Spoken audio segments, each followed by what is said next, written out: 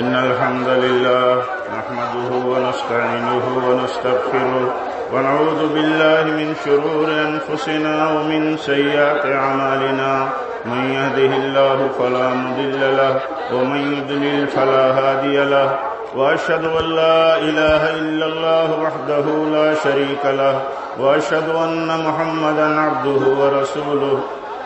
يا أيها الذين آمنوا اتقوا الله حق تقاته ولا تموتن إلا وأنتم مسلمون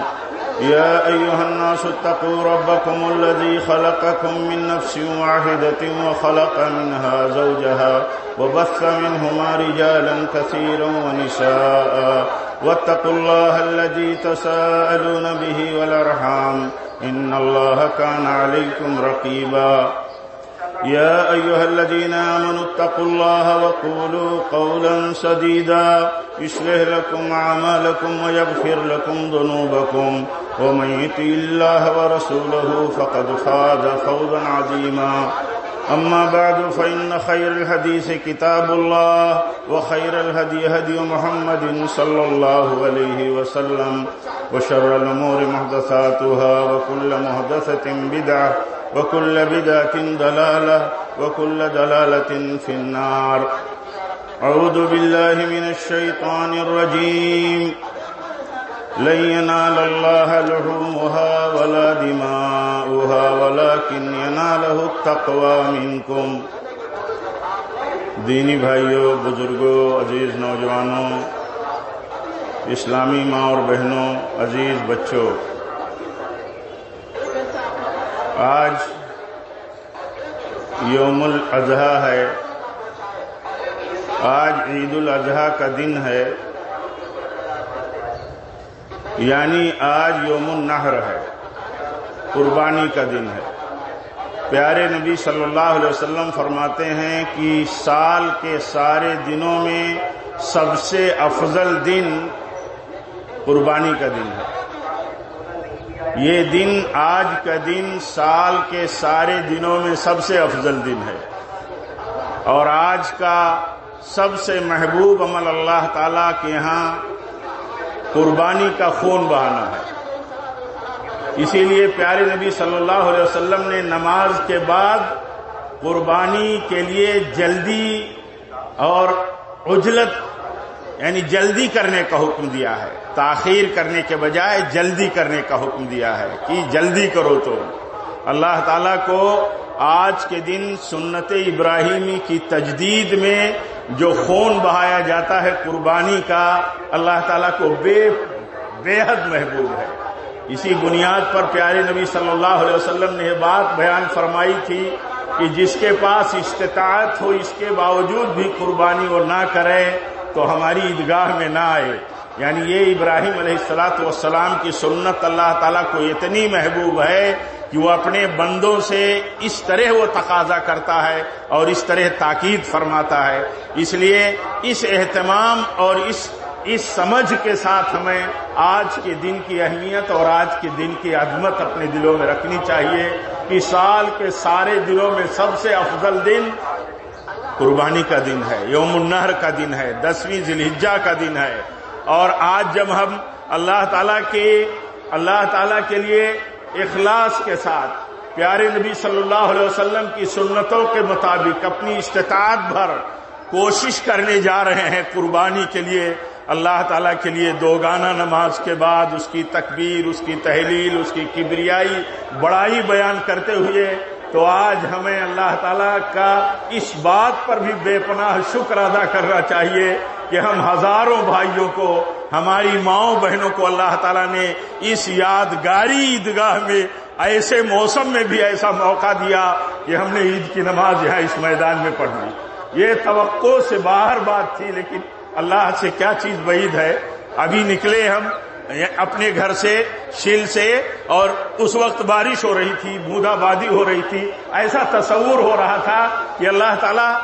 تعالیٰ ہمیں موقع کیسے دے گا، اور لیکن اس سے کوئی چیز بعید نہیں. اس لیے ہم سب کو اللہ تعالیٰ کا اس بات پر بھی بے پناہ شکر ادا کرنا چاہیے کہ یہاں جہاں دسیوں ہزار مرد و خواتین جمع ہوتے ہیں، اس عیدگاہ میں اللہ تعالیٰ نے آج بھی موسم بارہ کی اس تسلسل میں بھی اس نے ہمیں موقع دیا ہے۔ یہ اللہ کا بے پناہ فضل ہے اور یہ بے پناہ اللہ تعالیٰ کا احسان ہے۔ میرے بھائیوں، عرض یہ کر رہا تھا کہ ہم قربانی میں جلدی کریں، اور قربانی میں جلدی یہ اللہ تعالیٰ کی طرف سے پیارے نبی صلی اللہ علیہ وسلم نے ہمیں تاکید فرمائی ہے، ہمیں جلدی کرنی ہے۔ اللہ تعالیٰ ہمیں اخلاص کے ساتھ قربانی کرنے کی توفیق دے۔ میرے بھائیوں، جس طرح ہم قربانی بہتر سے بہتر تلاش کرتے ہیں، بے عیب تلاش کرتے ہیں، سنت کے مطابق تلاش کرتے ہیں، ہمیں اس سے پہلے یہ سمجھنا چاہیے کہ قربانی اللہ تعالیٰ کے ہاں کتنی بھی بہتر ہو، کتنی بھی فرما ہو، کتنی بھی معیاری اور عظیم ہو، لیکن اگر اخلاص کے ساتھ نہیں قربانی کی گئی، نبی صلی اللہ علیہ وسلم کے سنت اور تعلیم کے مطابق نہیں قربانی کی گئی، حلال مال کے ذریعے قربانی نہیں کی گئی، ریا اور دکھاوے سے پاک اگر قربانی نہیں کی گئی، تو اللہ تعالیٰ کے ہاں کتنی بھی بڑی قربانی ہو قبول نہیں ہوگی۔ اس لیے کہ اللہ تعالیٰ کو ہمارے جذبات، ہمارے اخلاص مطلوب ہیں۔ اسی لیے اللہ تعالیٰ نے فرمایا لن ینال اللہ لحومها ولا دماؤها ولکن ینالہ التقوی منکم۔ اللہ تعالیٰ کو قربانی کے گوشت اور خون نہیں پہنچتے، اللہ تعالیٰ کو قربانی کا گوشت اور خون نہیں مطلوب ہے، اللہ تعالیٰ کو وہ جذبہ اور وہ نیت مطلوب ہے، جو نیت اور جو جذبہ اللہ کے حکم کی فرمانبرداری کے لیے ہو، اور اس سنت کو یہ قربانی کی سنت ابراہیم علیہ السلام کے جس عمل کے یادگار کے طور پر منایا جا رہا ہے، اس جذبے کے تحت ہو۔ وہ قربانی جو حضرت ابراہیم علیہ السلام نے اپنے بیٹے کی اللہ کے حکم سے دی تھی اور چھری پھیرا تھا آپ نے، وہ جذبہ کہ اللہ کا حکم ہے تو بیٹے کی قربانی بھی اللہ کے حکم سے دی جائے گی۔ آپ نے قربانی پیش کی، اللہ تعالیٰ نے ان کے اخلاص، ان کی وفاداری، ان کی فرمانبرداری کو اس طرح محبوب بنا لیا، پسند فرما لیا کہ قیامت تک کے لیے بعد میں آنے والے اپنے بندوں میں اس سنت کو جاری فرما دیا۔ آج وہ وقت میرے بھائیوں ہم سب کو یاد کرنے کا ہے، ہر چھوٹے بڑے کو یاد کرنے کا ہے، ہر ماں باپ کو یاد کرنے کا ہے، ہر اولاد کو یاد کرنے کا ہے کہ وہ اللہ کے بندے تھے۔ وہ اللہ کے بندے کیسے تھے کہ انہوں نے اپنے بیٹے کی قربانی اللہ کے حکم سے کرنے کے لیے عزم کیا، اور بیٹا تیار ہوا کہ اللہ کا حکم ہے تو مجھے قربان کر دیا جائے۔ در حقیقت یہ اسی سوچ کی اور اسی سنت کی یہ یادگار ہے۔ اس یادگار کو میرے بھائیوں اسی جذبے، اسی عقیدے، اسی تقوی اور اخلاص کے ساتھ جاری رکھنا چاہیے۔ اس مناسبت پر میرے بھائیوں ایک بات اور آپ جانیں اور یاد دہانی کے طور پر کہ دیکھیے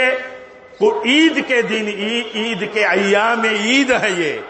آج یوم النحر اور اس کے بعد ایام تشریق کے 3 دن پیارے نبی صلی اللہ علیہ وسلم فرماتے ہیں ایام التشریق ایام اکلی و شربی و ذکر اللہ۔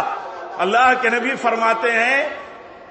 ایام تشریق یعنی یوم النحر کے بعد 3 دن، اس میں کسی کا اختلاف نہیں کہ یوم النحر یعنی آج عید کے دن کے بعد 3 دن ایام تشریق نہیں ہے، اور آپ فرماتے ہیں ایام تشریق کھانے کے دن ہیں، کھلانے کے دن ہیں، کھانے پینے کے دن ہیں، اور اسی طرح نبی صلی اللہ علیہ وسلم فرماتے ہیں یہ اللہ کے ذکر کے دن ہیں، اللہ کی تکبیر ان میں بیان کیا جاتا رہا ہے۔ 13ویں تاریخ کی شام تک تکبیر بیان کی جائے اور 13ویں کی شام تک قربانی، یہ مشروع ہے، یہ سنت ہے، یہ ثابت ہے۔ اور وہی تکبیر اللہ اکبر لا الہ الا اللہ واللہ اکبر وللہ الحمد، یہ تکبیر بیان کرتے رہے۔ اس مناسبت پر میں آپ سب کو میرے بھائیوں یہ بھی نصیحت کرتا ہوں، اپنی دینی ماؤں بہنوں کو نصیحت کرتا ہوں کہ دیکھیے اجتماعیت بحال رکھیے، اللہ سے ڈریے اور اجتماعیت بحال رکھیے۔ اللہ تعالیٰ اللہ اور اس کے رسول اور جو اولو الامر ہیں، ذمہ دار لوگ ہیں، علماء ہیں، حکام ہیں، ان سے مخالفتیں کر کے شیرازہ کو، اتحاد کی رسی کو توڑے مت، اجتماعیت کو کمزور نہ کریں۔ اسی طرح دینی ماؤں بہنوں سے یہ گزارش ہے کہ دیکھیے پیارے نبی صلی اللہ علیہ وسلم مردوں میں خطبہ دینے کے بعد عورتوں میں آپ آتے تھے، صحابیات میں خطبہ دیتے تھے، انہیں نصیحت کرتے تھے کہ تم دیکھو اللہ سے ڈرو، میں نے تمہیں جہنم میں زیادہ دیکھا ہے۔ تو انہوں نے پوچھا یا رسول اللہ صلی اللہ علیہ وسلم کیا یہ اللہ کے کفر کی وجہ سے؟ تو آپ نے فرمایا اللہ کے کفر کی وجہ سے نہیں، اپنے شوہر کی نافرمانی اور ان کے کفر کی وجہ سے۔ اس لیے اس موقع پر نصیحت کرتا ہوں کہ اس بات کا آپ خیال رکھیں، اللہ تعالیٰ نے آپ کے شوہروں کا حق بہت بڑا رکھا ہے۔ آپ نے فرمایا اگر اس دنیا میں کسی کو اجازت ہوتی کہ کسی کے لیے سجدہ کریں تو اس بات کا حکم ہوتا کہ ایک عورت اپنے شوہر کا سجدہ کرے، ان کے اطاعت اور فرما برداری میں کوئی کوتاہی نہ کریں۔ میں اپنے عزیز نوجوانوں کو، عزیز بچوں اور بچیوں کو یہ وصیت کرتا ہوں کہ دیکھو اللہ تعالیٰ کی مدد، اللہ تعالیٰ کی نصرت، اللہ تعالیٰ کی تائید اللہ تعالیٰ کی فرما برداری میں ہے، تقوی میں ہے۔ سارے بھائیوں کو، ساری امت کے لیے نصیحت ہے کہ امت کی سربلندی کا راز تقوی میں ہے، اللہ کی فرما برداری میں ہے، سنت رسول کی پیروی میں ہے۔ کبھی بھی امت کو غلبہ نہیں مل سکتا، تقوی نہیں مل سکتا، عزت و آبرو نہیں مل سکتی جب تک کہ امت تقوی پر نہیں ہوگی، نبی صلی اللہ علیہ وسلم کی سنت پر نہیں ہوگی۔ آپ صلی اللہ علیہ وسلم کی حدیث ہے لوگ دنیا داریوں کے پیچھے اگر رہیں گے تو ذلیل ہوں گے، اور اس ذلت سے ان کو نکالنے والی اگر کوئی چیز ہوگی تو اللہ تعالیٰ کے دین کی طرف لوٹنا ہوگا۔ اور اللہ کا دین آپ جانتے ہیں اللہ کا تقوی ہے، نبی صلی اللہ علیہ وسلم کی سنتوں کی پیروی ہے۔ اس لیے میں اپنے کو اور آپ سب کو وصیت کرتا ہوں کہ ہم سب اللہ سے ڈریں، اس کے حکم کی فرما برداری کرتے رہیں اور پوری زندگی کرتے رہیں، کبھی بھی نافرمانی نہ کریں۔ اگر کہیں بشری تقاضوں سے غلطی ہو تو ہم توبہ کر لیں۔ آج ہی کے دن ایام تشریق میں، یوم النحر کے دن، ایام تشریق کے وسط میں اللہ کے نبی نے خطبہ دیا تھا، وہ خطبہ بھی ہم یاد کریں۔ میں نصیحت کرتا ہوں آپ سب کو، وہ نصیحت جو اللہ اور اس کے رسول کی طرف سے ہے کہ ہم ڈریں، اپنے بھائیوں کی عزت و آبرو سے کھیلنے سے بچیں، ان کے جان و مال کی بربادی سے بچیں، ان کی عزتوں کو برباد کرنے سے بچیں۔ پیارے نبی صلی اللہ علیہ وسلم نے خطبہ دیتے ہوئے فرمایا تھا کہ سنو، تم پر تمہارے بھائیوں کا مال، تمہارے بھائیوں کی آبرو، تمہارے بھائیوں کا خون تم پر حرام ہے۔ اس کی حرمت اور عزت ایسے ہی ہے جیسے کعبہ کی ہے، اس مہینے کی ہے، اس جگہ کی ہے۔ میرے بھائیوں آپ جانتے ہو، ہمیں یاد رکھنا چاہیے، ہمیں اس پر یقین رکھنا چاہیے کہ ہم کسی کی عزتوں کے ساتھ، کسی کی عزت اور آبرو کے ساتھ کھیل کر کے ہم کبھی عزت پانے والے نہیں ہوں گے۔ ہمیں ڈرنا چاہیے، اللہ کے نبی نے فرمایا تھا جو شخص کسی کی عزت و آبرو کے ساتھ کھیلے گا اللہ تعالیٰ اس کو اس کے گھر میں رسوا کرے گا۔ ہم عزت و آبرو کے فکر مند اور فکر مندی والے لوگ ہیں، ہم سب کو اللہ تعالیٰ سے اس بات کی فکر کرنا چاہیے، توفیق مانگنا چاہیے کہ ہم دوسروں کے حقوق کا خیال رکھیں، دوسروں کا احترام بجاتا لاتے رہیں، تاکہ اللہ تعالیٰ تو ہماری عزتوں کو بھی محفوظ کر دے۔ اسی طرح اس موقع پر میں آپ کو یہ بھی نصیحت کرتا ہوں کہ دیکھیے یہ موقع حضرت ابراہیم علیہ السلام کی سنت زندگی اور ان کی زندگی کے واقعات کو یاد کرنے کا ہے، ہمیں یاد کرنا چاہیے۔ ابراہیم علیہ السلام کی زندگی کیسی تھی، کیسے حالات تھے، کیسی بادشاہت اور حکومت تھی، لیکن اللہ تعالیٰ نے ان کو سربلندی عطا فرمائی، ان کو امامت کا درجہ عطا فرمایا۔ اسی راستے پر امت چلے گی تو امت کو بلندی کا درجہ حاصل ہوگا، غلبے کا درجہ حاصل ہوگا۔ ہم سب کو یاد کرنا چاہیے۔ اخیر میں اس بات کی بھی ہم آپ سے اپیل کرتے ہیں اور دعا کرتے ہیں کہ ہم سب دعا کریں، ملک کے بگڑتے ہوئے حالات اور ملک کی فرقہ پرست سیاستوں سے جو ملک کا روادارانہ مزاج برباد ہو رہا ہے، رواداری کی تہذیب اور کلچر برباد ہو رہی ہے، ہم دعا کریں، کوششیں کریں کہ اللہ تعالیٰ لوگوں کو سمجھ عطا فرمائے، ملک کے حالات امن و امان اور خوشحالی کے حالات رہیں، ہم سب اس میں اپنا بھرپور رول ادا کریں اور اس بات کا یقین بھی رکھیں کہ دنیا میں اللہ تعالیٰ کی مشیت کے بغیر کچھ نہیں ہوتا، اللہ تعالیٰ کے کن فیکون سے فیصلے ہوتے ہیں۔ ہم سب کو اس بات کا خیال اور یقین رکھنا چاہیے اور اس بات کا ایمان رکھنا چاہیے کہ جہاں بندوں کے دنیا کے اسباب کام نہیں کرتے، ان کے پاس سورسز نہیں ہوتے، وہاں مسبب الاسباب اسباب تیار کرتا ہے، اور تقوی والوں کے لیے اللہ تعالیٰ راستہ کھولتا ہے۔ ہمیں کبھی بھی مایوسی کی راہ پہ نہیں جانا ہے، بزدلی کے راہ پر نہیں جانا ہے، اسی طرح اشتعال کے راہ پر نہیں جانا ہے۔ بھڑکانے والا ماحول بہت تیزی کے ساتھ کامیاب ہوتا ہے، ریز ہوتا ہے، بھڑکنے اور بھڑکانے والے عمل سے دور رکھنا ہے۔ ہر وہ ہدایت اور وہ طریقہ جو ہماری جماعت اور ہمارے علماء اور اولو الامر کی طرف سے آئے، فتنوں کے حالات میں بالخصوص عجلت اور جلد بازی سے بچتے ہوئے ان کی ہدایتوں کی روشنی میں چلنا ہے۔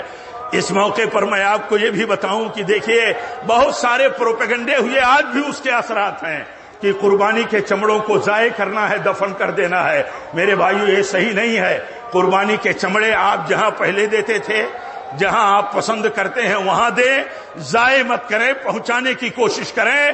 موجودہ حالات میں تو لوگ موقعوں کی تلاش میں ہیں کہ کیسے موقع ملے اور مسلمان اور مسلمان کی کمیونٹی اور مسلمانوں کی مذہبی شعار کے خلاف حملے کیے جا سکیں۔ اس لیے اس بات کا خیال رکھیں، صفائی کا خیال رکھیں خصوصیت کے ساتھ۔ اور میرے بھائیوں، اس موقع پر اور ایک بات آپ سے کہنی ہے، وہ یہ کہ دیکھیے ملک میں بہت سارے علاقے سیلاب سے متاثر ہیں، بہت تباہیاں ہیں۔ اپنے مہاراشٹرا میں بھی کولہاپور ہے، ستارا ہے، مختلف علاقے ہیں، کافی لوگ متاثر ہیں۔ ہر طرف سے جماعتیں، سرکاری ادارے، محکمے، گورنمنٹ، پرائیویٹ ادارے، افراد کی طرف سے ان کو ریلیف پہنچائی جا رہی ہے۔ آج آپ سے بھی یہ اپیل کی جاتی ہے اس عیدگاہ کے اس عظیم گراؤنڈ میں کہ آپ اپنے بھائیوں اور متاثرین مسلمانوں اور غیر مسلمانوں کی مدد کے لیے آپ ریلیف فنڈ میں کچھ نہ کچھ تعاون دیتے جائیں۔ اللہ تعالیٰ سے دعا ہے کہ اللہ تعالیٰ ہمارے دلوں میں اخلاص عطا فرمائے، رب العالمین ہماری قربانیاں قبول فرمائے، رب العالمین ہمیں جن کے بارے میں تو نے حکم دیا ہے کہ ابراہیم اور ان کے آل کی زندگی ہمارے لیے نمونہ ہے، اے اللہ تعالیٰ ان کی نمونہ ذاتی زندگی کو سامنے رکھ کر کے ایمان اور تقوی کے ساتھ تو جینے کی توفیق دے۔ اے اللہ جب تک زندہ رہیں ہم تقوی پر رہیں، تیرے نبی کی سنت پر رہیں، نبی صلی اللہ علیہ وسلم کے مسلک اور طریقے پر رہیں۔ یہ سارے فتنے جو فرقہ بندی کے مسلمانوں میں پھیلے ہیں، جس کے مظاہرے آپ دیکھ رہے ہیں، اللہ تعالیٰ ایسے حالات میں ہمیں استقامت نصیب فرمائے، ایسے حالات میں ہمیں اللہ کے تقوی پر اور نبی صلی اللہ علیہ وسلم کی سنت پر اللہ تعالیٰ کاربند رہنے کی توفیق دے، اور جب بھی ہماری موت ہو تو اسی پر ہو۔ وآخر دعوانا الحمدللہ رب العالمین، والسلام علیکم ورحمۃ اللہ وبرکاتہ۔